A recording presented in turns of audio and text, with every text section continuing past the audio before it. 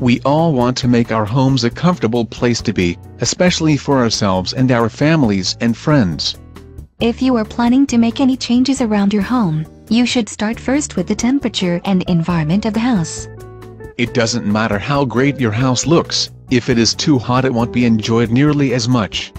In order to get the best temperature in your home, you should look to which rooms you want to be cooled.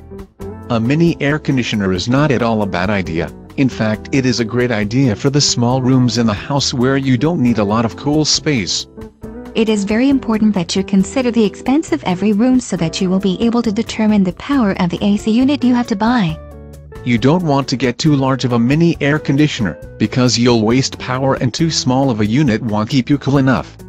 A mini air conditioner will be perfect for kids' room or your recreation room that is quite small, but will still need to be properly cooled. When shopping for a mini air conditioner, you should keep in mind that there are so many brands in the stores that it might get confusing to make a choice.